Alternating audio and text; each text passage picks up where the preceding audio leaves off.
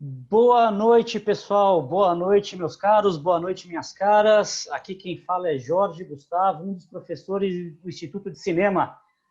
Hoje, mais uma vez, temos uma convidada especial e vou até ser redundante em dizer que eu não vim nem vestido adequadamente para falar com esta pessoa, certo?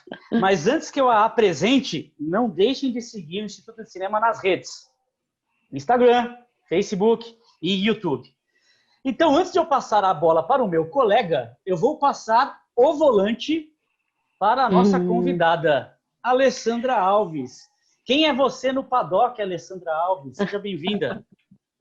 Ó, eu sou uma velha bolacha desse pacote, viu, Jorge?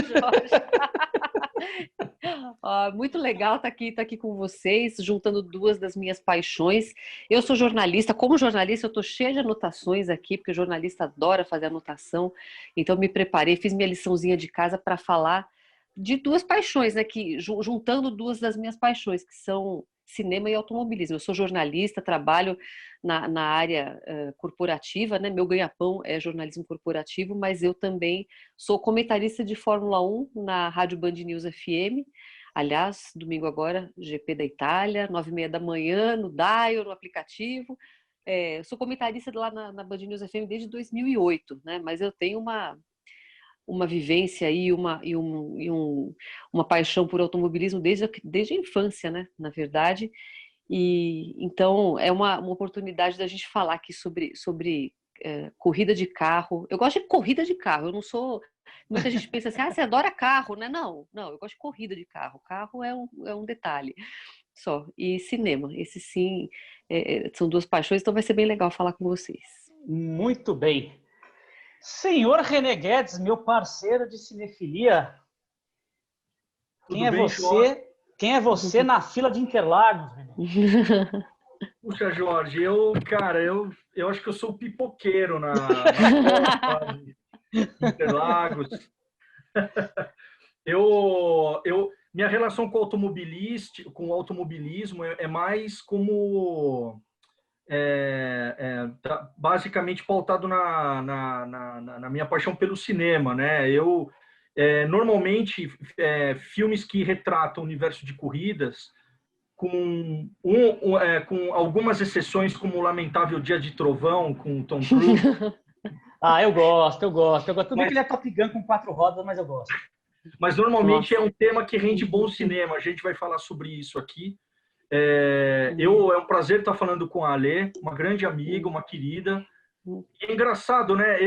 A gente se conheceu, né, Alê, num curso do Pablo Vilaça, né? Exatamente, exato.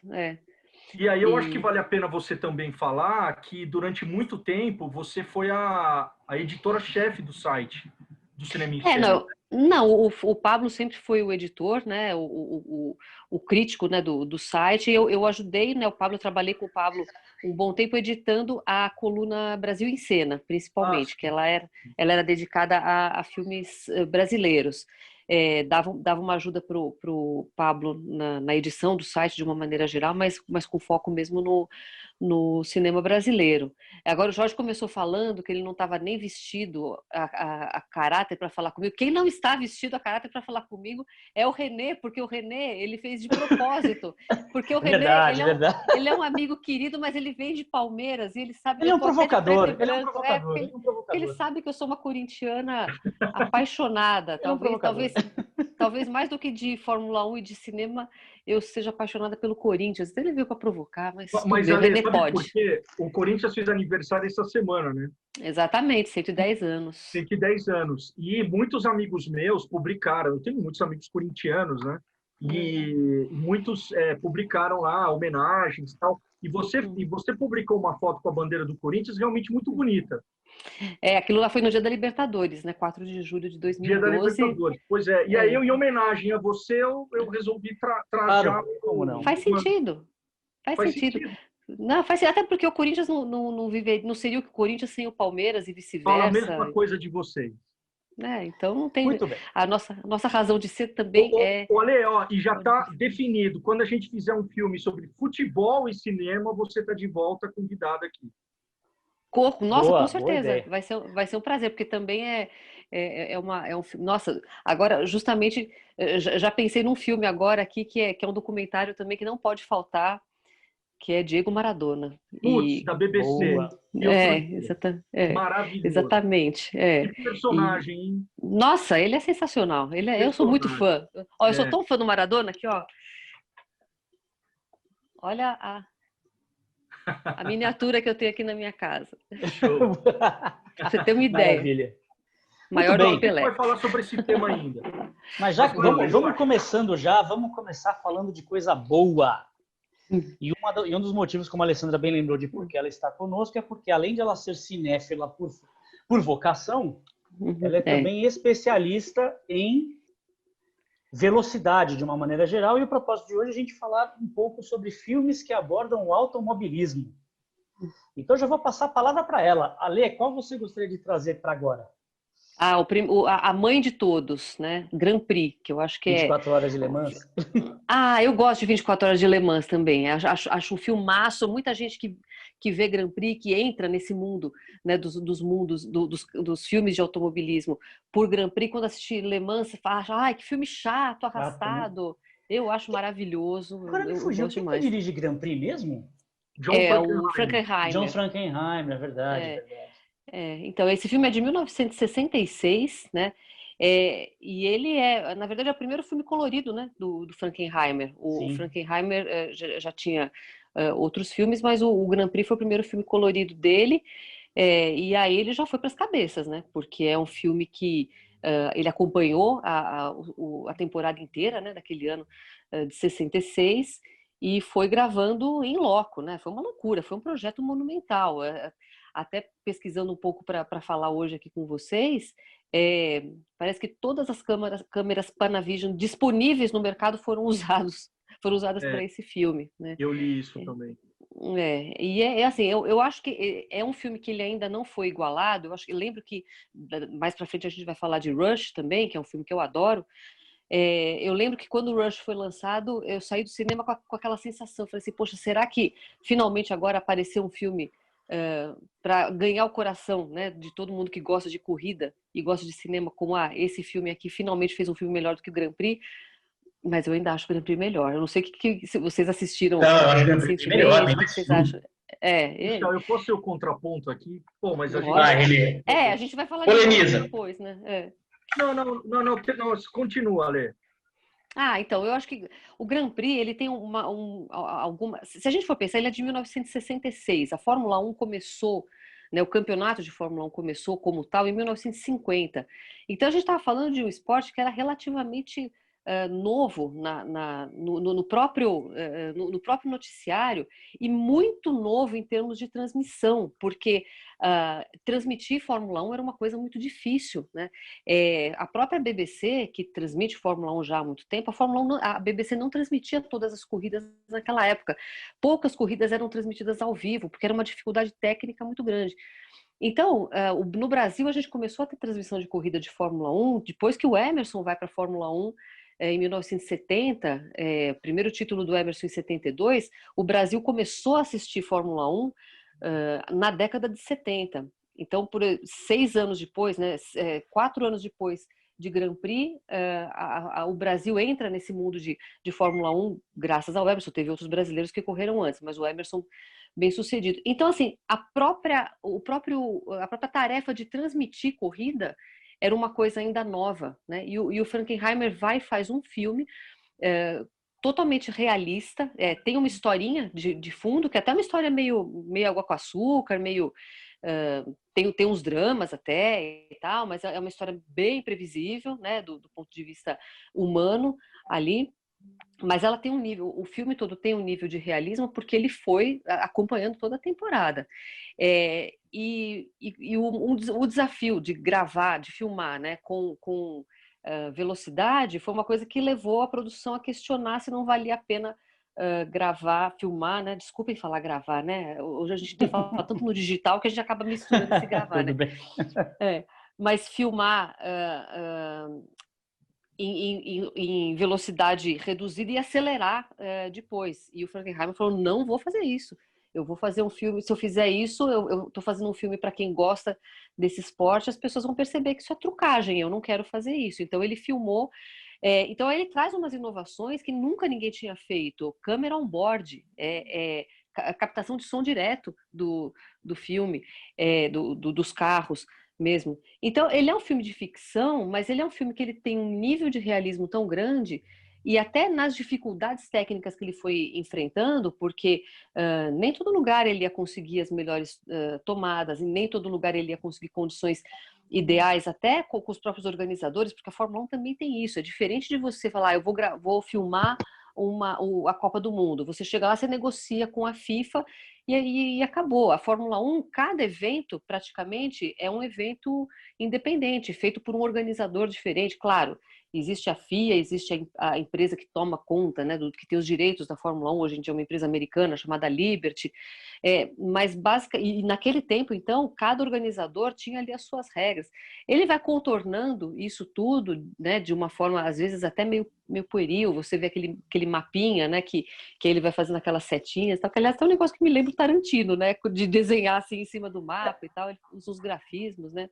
Eu acho que pegando o teu gancho, Ale, o que eu acho que o Frankenheimer se beneficia do fato de que a tecnologia no cinema tinha mudado muito naquele momento, tinha se aprimorado rapidamente naquele momento, né? Então ele se beneficiou das câmeras mais leves, ele se beneficiou das películas mais sensíveis, da possibilidade de captar o som de forma mais fiel e mais presente, né?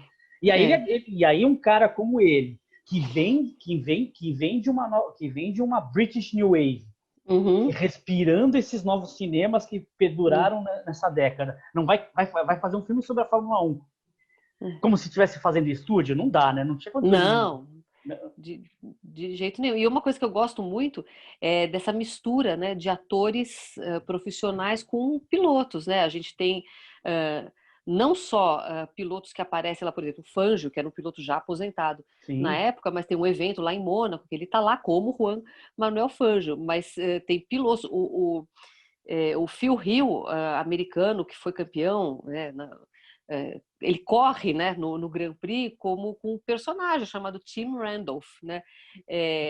O Chris Amon, que era um piloto da época, ele é de certa forma o dublê do James Garner, né?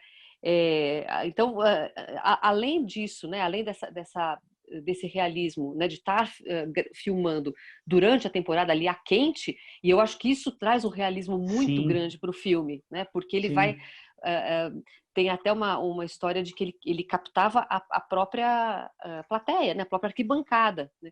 E aí tem uma cena X lá, que eu não vou dar spoiler para quem não viu, mas tem uma cena que acontece algo muito dramático, e isso estava ali mais ou menos ensaiado, e ele não estava gostando da reação da plateia, da arquibancada toda ali, né? No autódromo ali em Monza, e aí ele simula, né, uma outra, como se uma outra coisa tivesse acontecido, né, uma explosão lá e tal, assusta de verdade a arquibancada, e aí ele filma aquilo, quer dizer, era um compromisso mesmo com esse realismo, e eu acho que acaba sendo um paradoxo, porque o Grand Prix, sendo um filme de ficção, eu acho que ele me traz mais a realidade, mais a atmosfera Rush, né? da Fórmula 1 do que o Rush, exatamente, que é um filme baseado em fatos reais, né? Mas eu acho assim, o cara estava dá para perceber que o filme foi feito para ser esse cartão, né, de visita do que o cinema proporcionava já ali em termos de tecnológicos, como você disse mesmo. Então tem muito dinheiro e tem muito astro, quer dizer, James Garner, Yves Montand, Eva Marie Saint, o Toshiro Mifune, que é um ator, um dos meus atores preferidos da vida, né? Aí já coroa, né, fazendo o papel de um chefe de equipe. Então, quer dizer, teve muito... Adolfo Celli, né? O italiano, né? Que morou no Brasil há muito tempo, Adolfo Celli. François Hardy. François Hardy. Também. Agora me fugiu o nome do Brian Bedford, que faz o Scott Stoddard, né? Que é o personagem mais dramático do filme inteiro. Então, assim, teve um investimento muito grande. Eu li uma crítica recentemente agora, né, até para lembrar um pouco, né, dos conceitos aí desse filme. Eu achei muito bacana, meu queridíssimo, né, José Geraldo Couto, escreveu na Folha quando o filme foi lançado em DVD, né? E ele fala que o Frankenheimer, embora ele traga muito realismo nas filmagens das corridas, ele tem a sensibilidade de fazer isso de forma diferente em cada momento do filme, né? Então até achei bacana que ele filma Mônaco como se fosse uma batalha, Clermont-Ferrand como se fosse um balé, e Monza como se fosse uma tragédia. Então, realmente, essa mistura de linguagens, eu acho admirável. E isso tudo tá muito bem amarrado com o roteiro, porque vai nesse crescendo, né? Que a gente imagina o final do filme, é claro. Todo mundo quer saber quem vai ser campeão, e eu acho que o Rush faz isso de uma forma admirável. Eu acho incrível isso. Mas a maneira como ele constrói, né, no Grand Prix, embora a gente mais ou menos saiba que, né, a gente imagine que é isso que vai acontecer, né, pela origem da produção, vamos assim dizer, mas de qualquer maneira ele é construído assim com muita dramaticidade. Eu acho um filme baita extraordinário.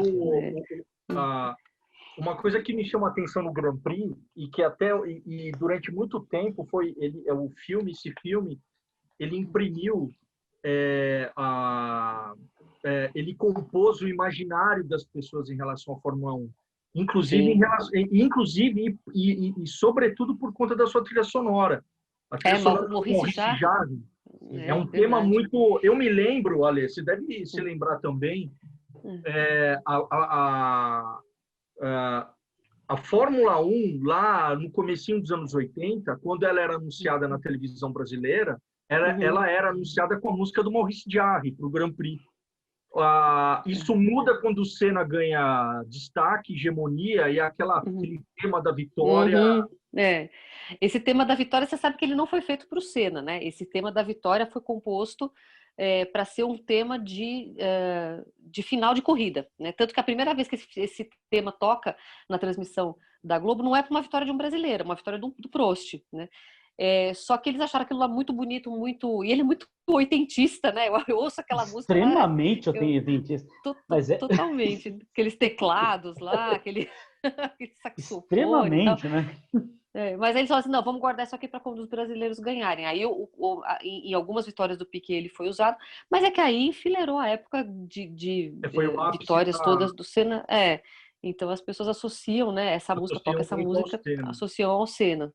E outro aspecto do Grand Prix, e isso inclusive quando a gente estuda as premiações que o filme obteve na sua jornada, ele ganha o Oscar ele concorreu ao Oscar de direção, Oscar de roteiro. Ele ganha melhor edição de som, melhor montagem, melhor edição, melhores efeitos.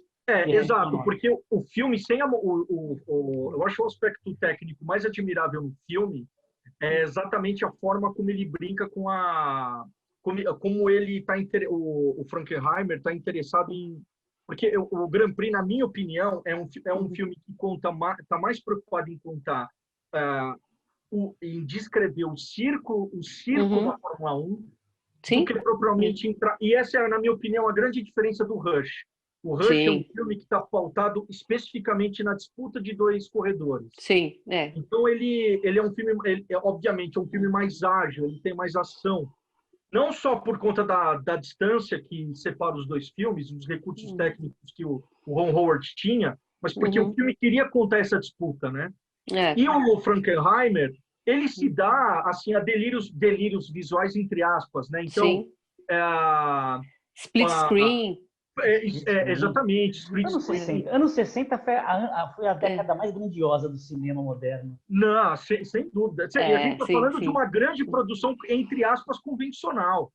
Agora, o grande problema que eu acho, Ali, desculpa te cortar, o grande problema do filme, eu acho, é a falta de ritmo, principalmente no segundo ato.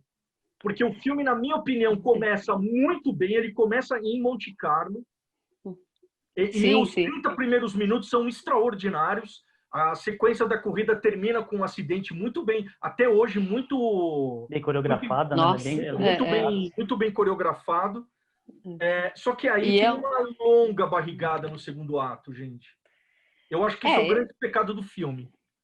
Eu acho que você tem razão, porque eu acho que ele, de alguma maneira, ele quis mergulhar naquela história. Ele quis trazer um pouco, talvez, mais de musculatura para aquela história que, se a gente espremer, é uma história muito água com açúcar, né? É o piloto que tem um drama familiar, e ele tem aquele fantasma do irmão, e é um cara... E eu acho que o casting aí foi muito, muito feliz de colocar o Brian Bradford para fazer isso, porque ele trai toda, né, essas sequelas, né, familiares e tal, e tem a história dele com a mulher e tal.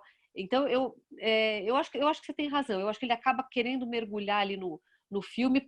E aí eu fico curiosa para saber, eu não sei esse bastidor, mas de repente, na cabeça do Frankenheimer, o filme era para ser mais um filme de corrida, um filme sobre a categoria em si, sobre a Fórmula 1. Mas ele é um projeto muito grande. Então, sendo um projeto muito grande, ele acaba tendo que ser um filme para agradar todo mundo, para trazer os casais né, para trazer as famílias. Então, se ele for um filme só para quem gosta de corrida, talvez ele tivesse um apelo, né, menos mercadológico, digamos. Então, fica às vezes me parecendo um pouco desses filmes, dessas franquias, né, hoje em dia, principalmente o René, que é pai de criança também e tal, aquele filme que eles colocam um monte de coisa no filme porque ele sabe que tem que agradar todo mundo. Por quê? Porque o filme custa tão caro que ele não pode ser um filme de nicho, né? Então, eu acho que talvez a ideia, de repente, ali o cara teve que encaixar ali uma parte da história pessoal que, tudo bem, é legal e tal, mas não é o filme... Quem ama o filme, quem ama Grand Prix por tudo isso que a gente falou, né, do Sim. ponto de vista das corridas, não da história dele, né? E o filme termina de forma muito... porque aí ele também faz uma denúncia, porque em vários momentos do filme, quando tem um acidente, tem sempre alguém dizendo o seguinte: tá vendo? É isso que eles querem, né?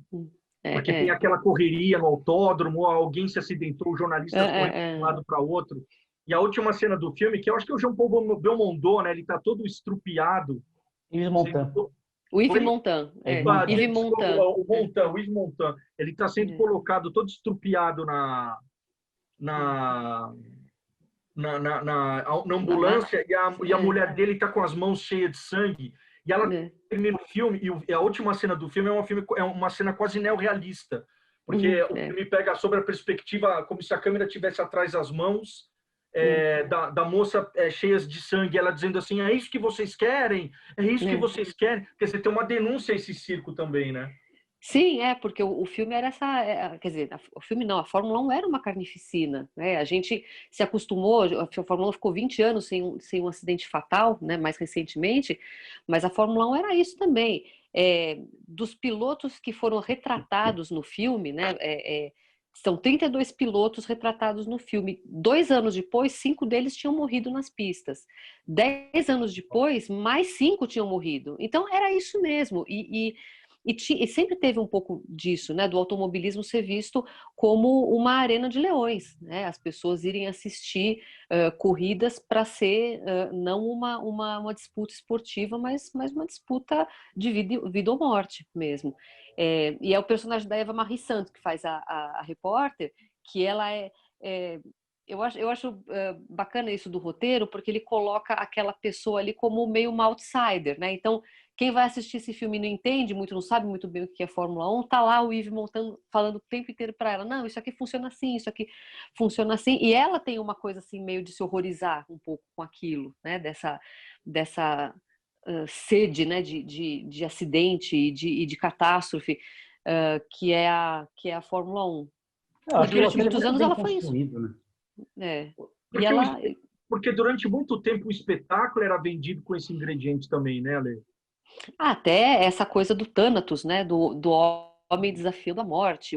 O piloto de Fórmula 1, ele tem uma coisa meio de um guerreiro medieval, né? Que coloca a sua armadura, né? O piloto coloca o macacão, o capacete. Ele era um cara que ia nessa linha mesmo, né? De desafiar o perigo.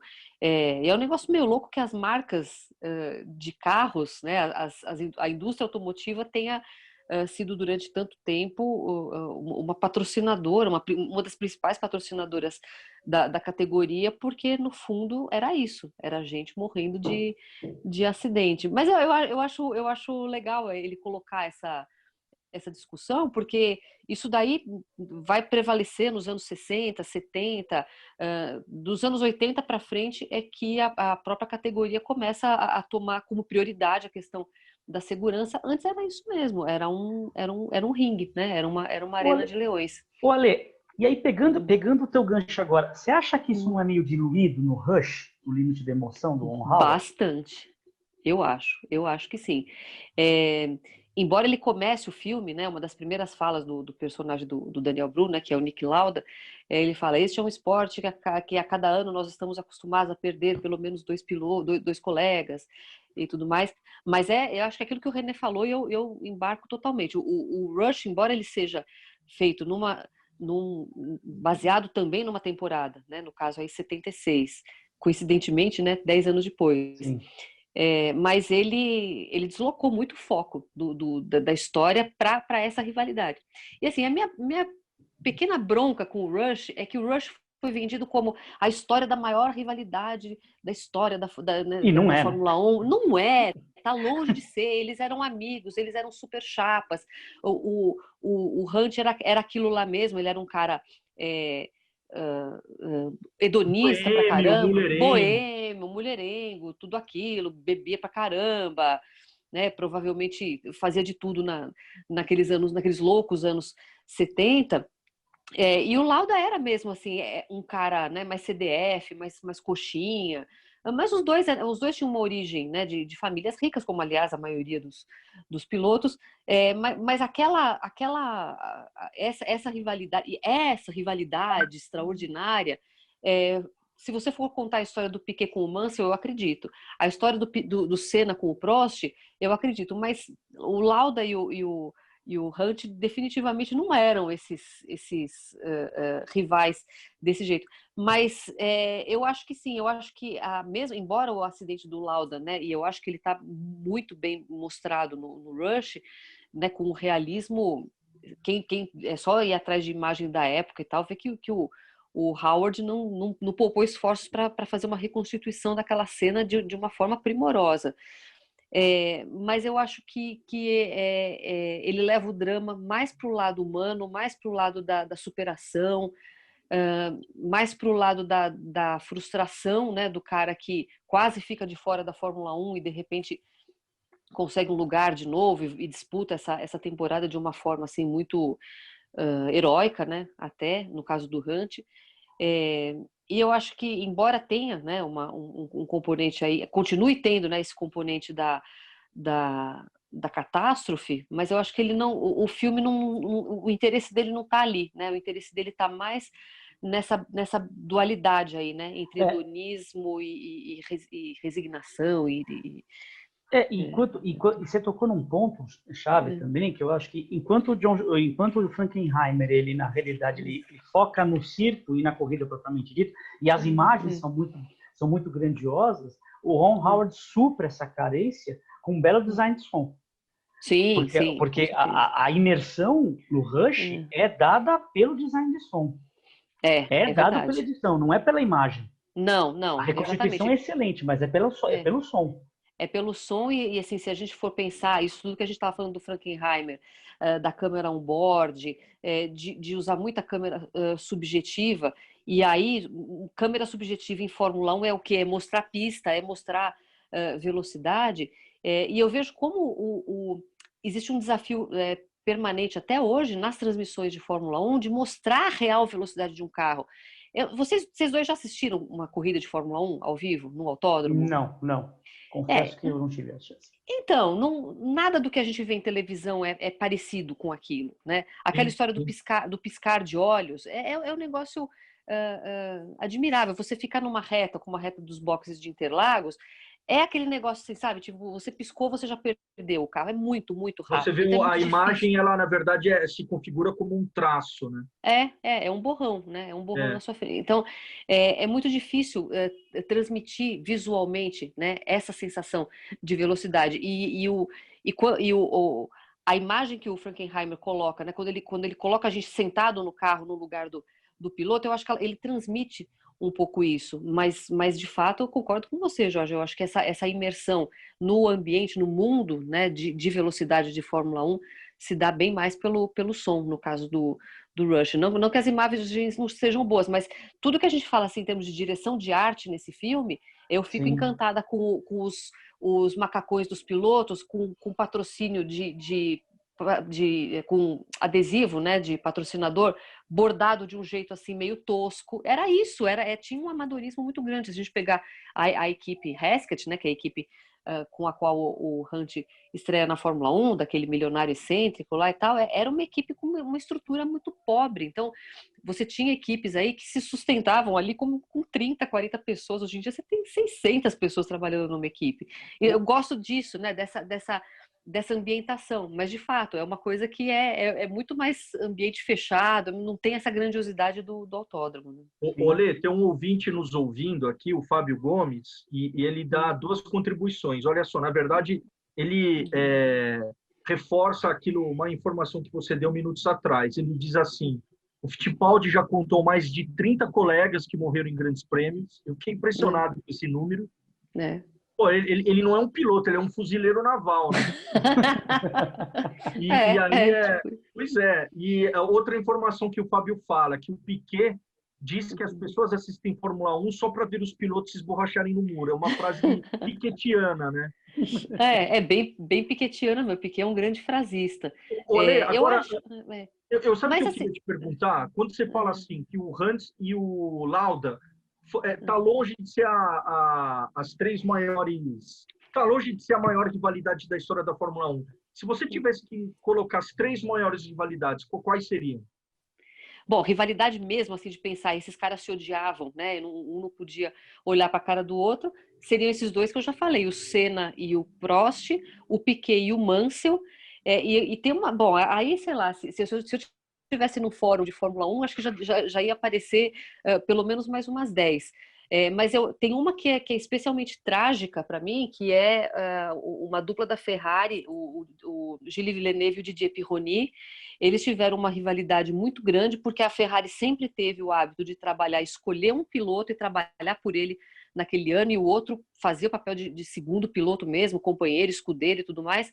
O Villeneuve, muito jovem, um piloto muito agressivo na pista, é contratado pela Ferrari, resolve e quer mostrar serviço. Aí o comendador Enzo Ferrari chegou para ele e falou assim: não, o negócio é o seguinte, esse ano a gente vai trabalhar pelo Jody Scheckter, porque ele é mais experiente e a gente acha que a gente tem mais chance de ganhar o título com ele. O próximo vai ser com você. O próximo o próximo ano que a Ferrari tem chance de ser campeã, 1982, estava certo que eles iam trabalhar naquele ano para o Gilles Villeneuve. O Villeneuve tem como companheiro de equipe o Didier Pironi, e numa corrida em Imola, né? Esse lugar é micado, né? Porque tudo de ruim que tem que acontecer parece que acontece lá.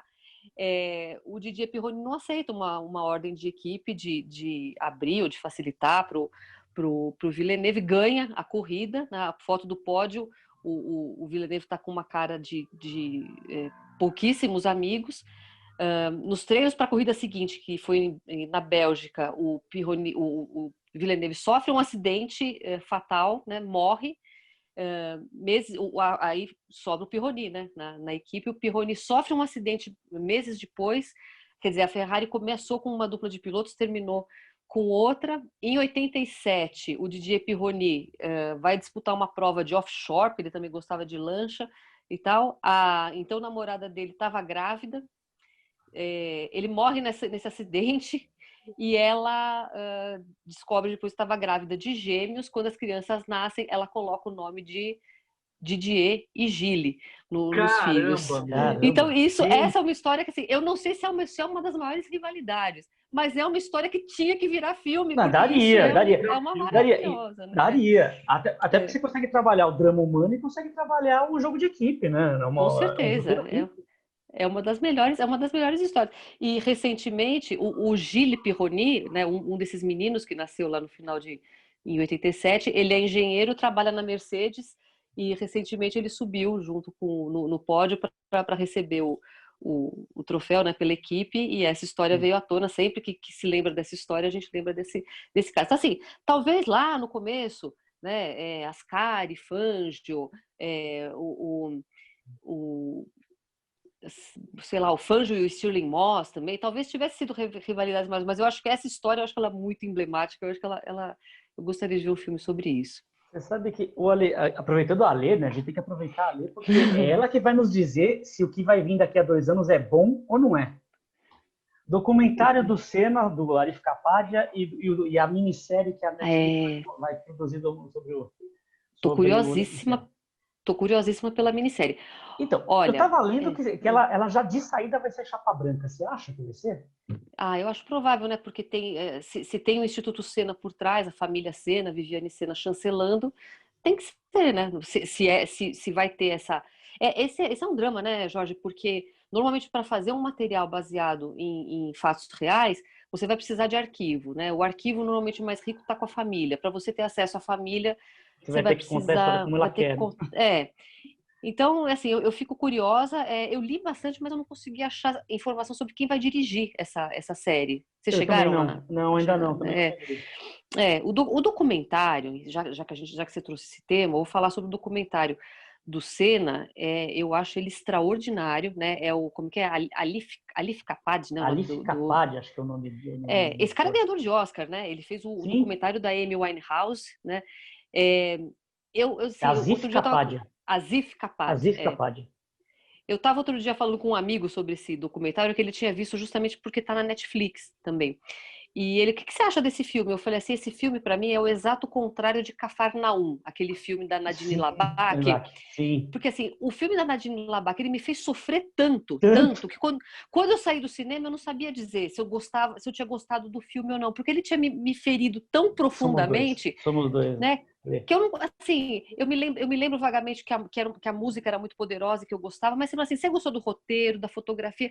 Eu não sei, porque ele foi tão assim, profundo para mim que eu não consigo avaliar. O Senna, ele tá numa chave mais ou menos oposta a isso, porque o Senna, ele é tanta memória afetiva para mim que eu fui assistir esse filme no cinema quando ele estreou, 2011. E assim, eu saí, eu chorava de soluçar vendo o filme.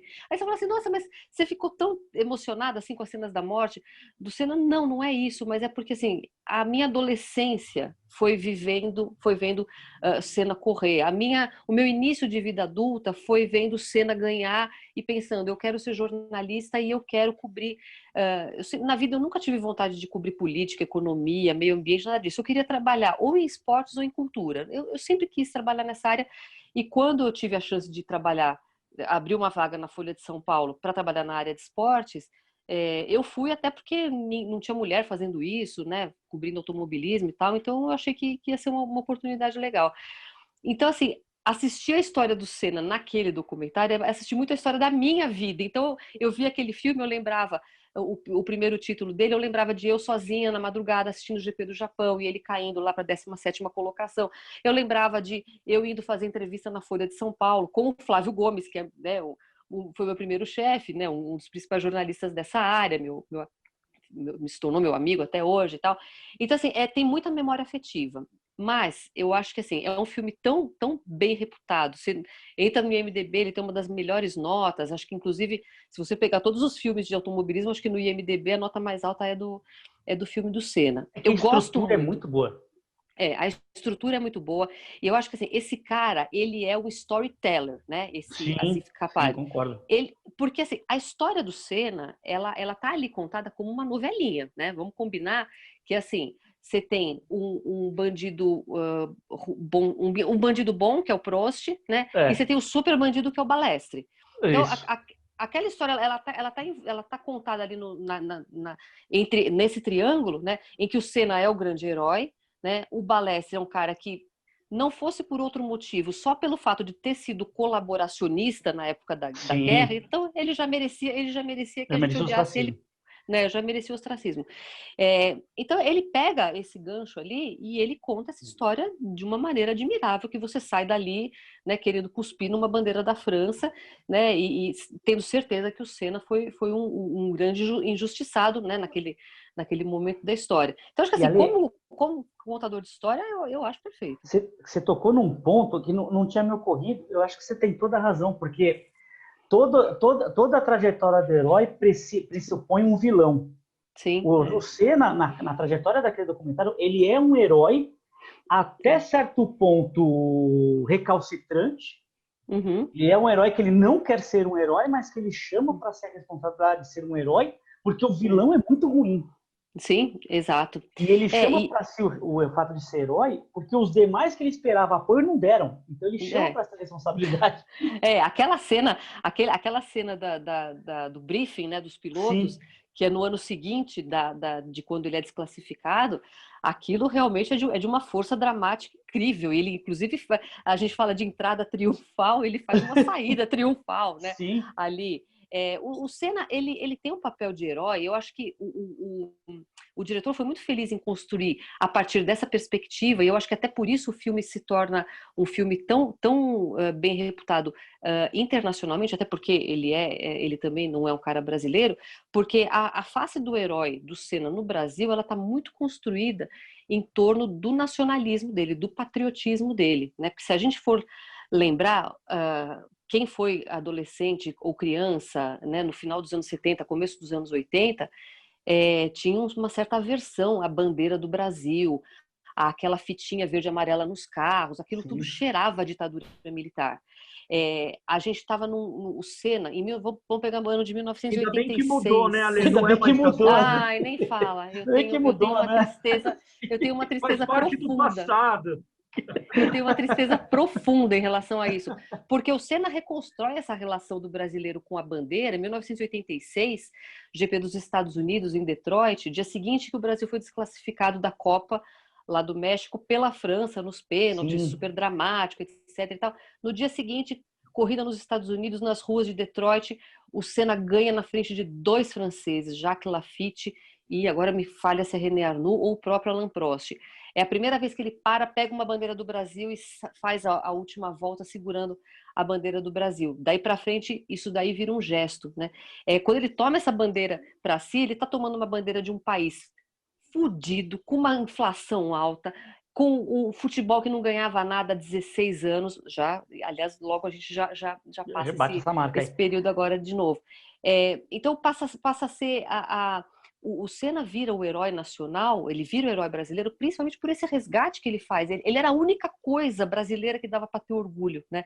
Só que isso daí, contar essa história nesse documentário poderia fazer sentido, mas só para cá, brasileiro, né? Para um brasileiro, né? Então esse gancho que ele pega é sensacional. Eu acho legal. Eu acho meio forçadinho, porque para contar essa história, o Nigel Mansell não é nem citado. E o Senna não é ninguém, né? Dele, né?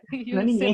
Porque assim, o Flávio Gomes é seu amigo, né? Então você sabe o que eu leio eventualmente o blog do Flávio e ele é um pouco provocador também, né?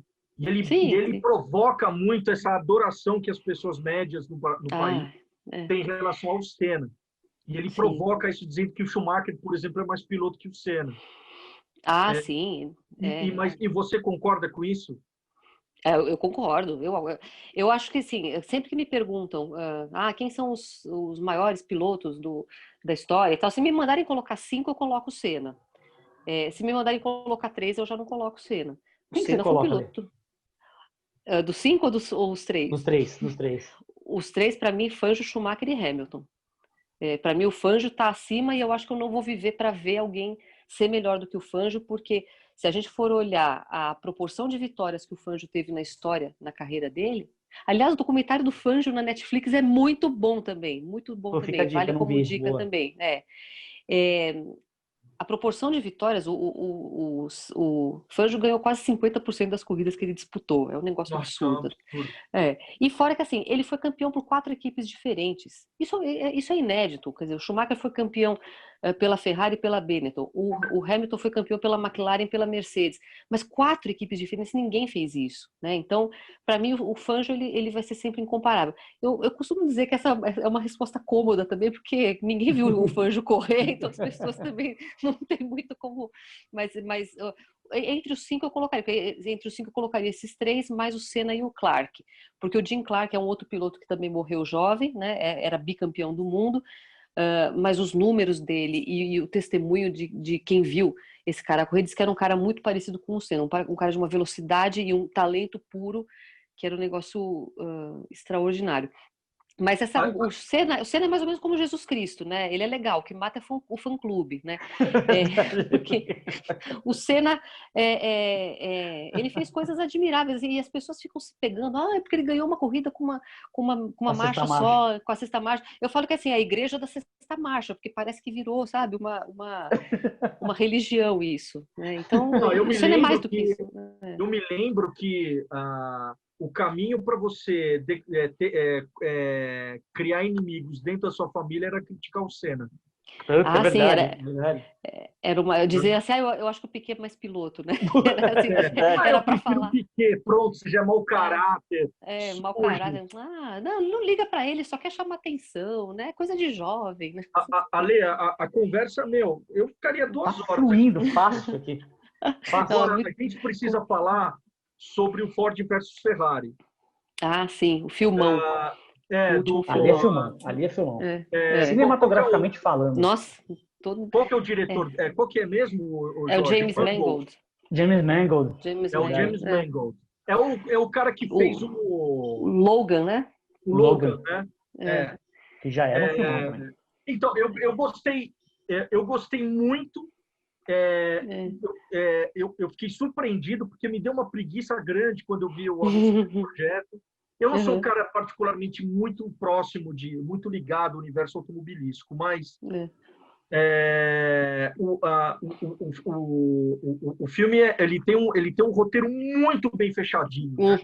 Né? E ele, obviamente, ele tá preocupado. Assim, o grande ponto desse filme em relação a esses dois que eu coloquei é exatamente a perspectiva, porque o Ron Howard, mesmo sendo um americano, ele tenta narrar aquele filme sobre a perspectiva de um europeu, porque aquele a Fórmula 1 é os grandes esporte europeu orbitam em volta de uma vida europeia sim. Inclusive, né? Tanto que ela tem dificuldade de emplacar nos Estados Unidos até hoje, né? Até hoje ela tem o americano médio, ele tem uma resistência, né?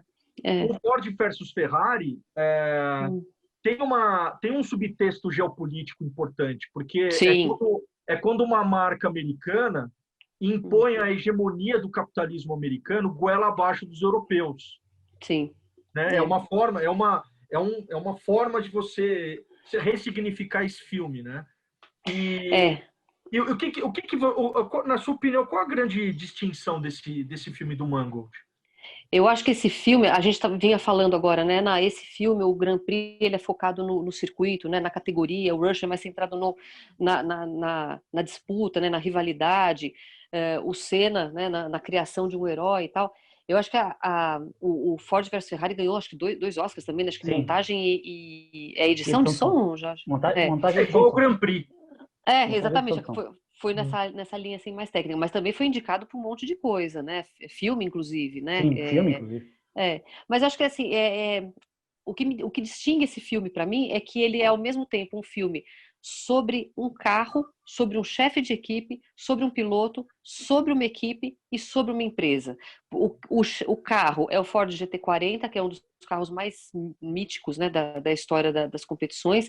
O chefe de equipe é o Carroll Shelby, que é um cara que é o personagem do Matt Damon, um cara que é, digamos, um piloto frustrado, mas que acabou se tornando, né, um dos maiores ícones, né, em termos de condução de equipes vitoriosas no automobilismo americano. O piloto é o Ken Miles, que é uma figura trágica por excelência, né? Eu adoro o Christian Bale, mas eu encuquei um pouco com ele nesse personagem. Eu acho que ele faz um sotaque meio esquisito, né? Tá, muito histriônico. Afetado, né? Afetado. A história da equipe, né? Que é a Ferrari, e a história da empresa, né? Quer dizer, isso daí, eu acho que essa sua leitura fecha, define o filme, né? De novo, eu acho que tem aí uma necessidade aí de uma criação de papéis. E é interessante a gente ver, né, um filme americano colocando a Ford, né, com uma postura assim tão prevalente, tão dominadora e tão autoritária. A Ferrari não era esse lugar, né, tão ingênuo, tão sonhador, tanto que o que não está contado no filme é que o Enzo Ferrari faz aquela cena toda, não vou vender minha equipe para você, mas depois ele vai e vende para o Gianni Agnelli, né, da Fiat, né?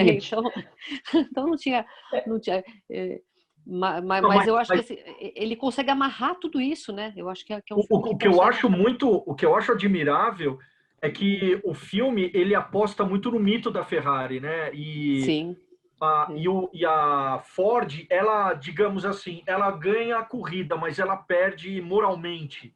E essa é a mensagem que Mas então, o filme Renê, distribui, né? eu vou pegar teu gancho, porque tem uma cena no filme que é a disputa na reta de Le Mans, em que existe uma tentativa, ainda que breve, de configurar os pilotos italianos como os vilões daquele circuito. Porque eles ficam trocando olhares um para o outro, para ver quem é que vai liberar a passagem.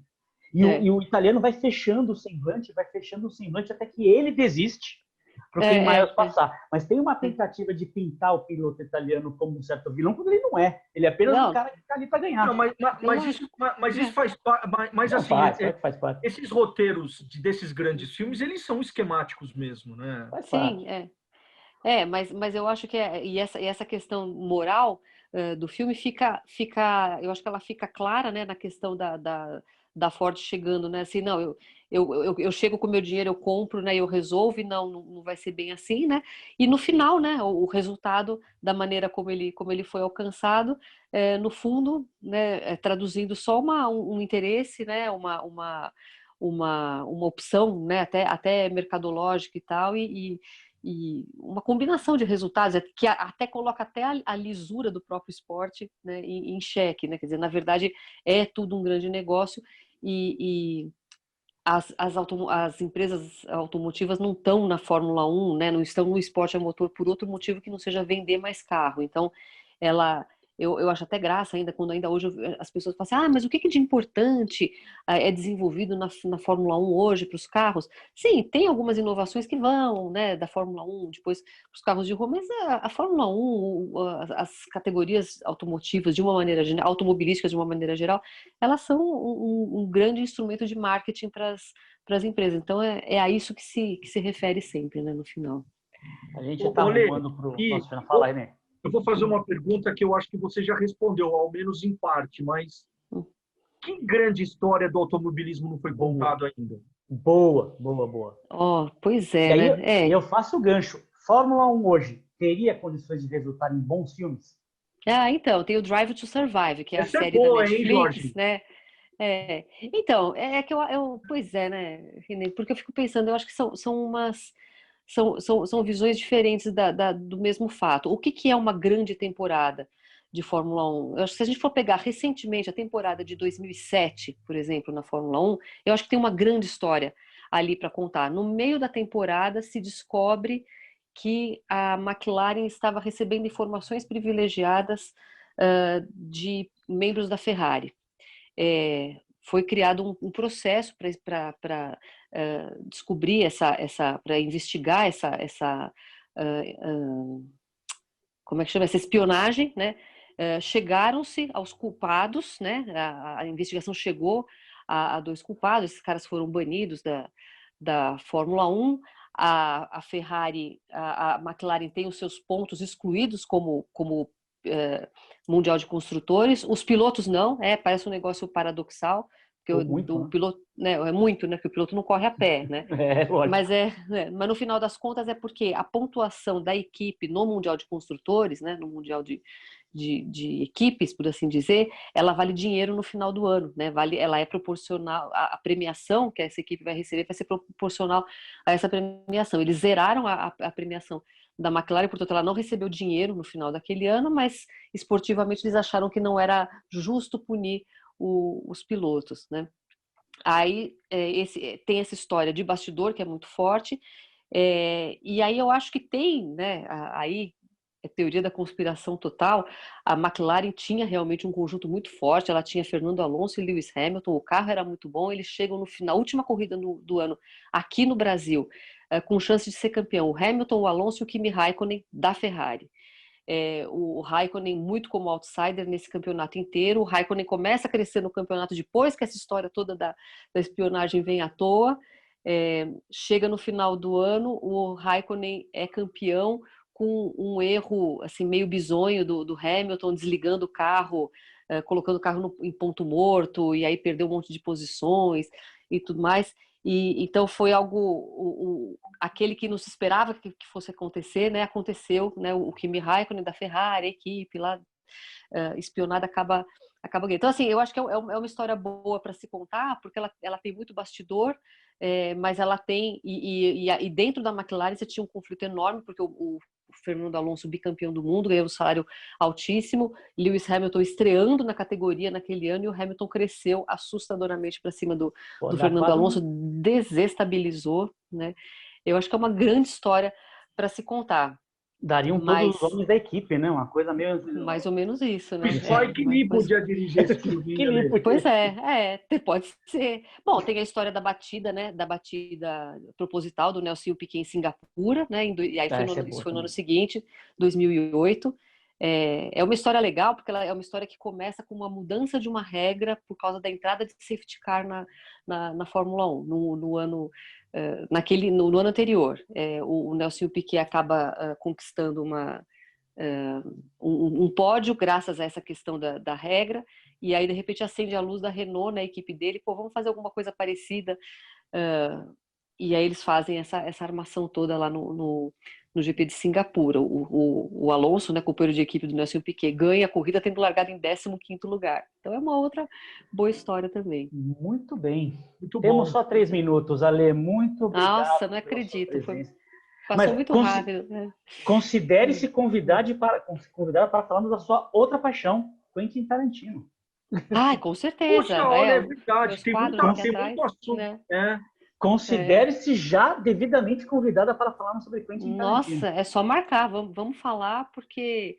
Nossa, tem bastante coisa para falar, inclusive para problematizar bastante. Com certeza, com certeza. Que bom. Mas muito legal, viu, meninos? Obrigada pelo convite. Imagina. Foi um prazer. Tomara que o pessoal tenha curtido. Legal. A casa é sua. E Drive to Survive, que é essa série da Netflix, vale muito a pena. Quando o René me perguntou, né, tem história para contar? E por isso que eu falei, tem vários jeitos de olhar isso, porque sim, tem histórias épicas, né, como essa do GP como da temporada de 76, mas o Drive to Survive, ele é uma série que ele vai pegando umas historinhas, né, que teoricamente são coisas tão prosaicas, só que sabendo contar, você chega no final querendo saber, nossa, o que aconteceu, né? De repente aquilo lá era uma disputa de 7º lugar na corrida. Vai para a lista hoje. Ale, muito obrigado novamente. Já deixa espaço na agenda para falarmos sobre Quentin Tarantino. É só marcar. Vamos marcar. E futebol e cinema também. Vamos falar de filme de futebol também. René, muito obrigado. Obrigado, Jorge. Obrigada, pessoal. Até a próxima. Ale. Pessoal, até a próxima. Não deixe de seguir o Instituto de Cinema nas redes: YouTube, Facebook e Twitter. Até breve. Tchau. Obrigado, Ale. Tchau, gente. Abraço. Tchau.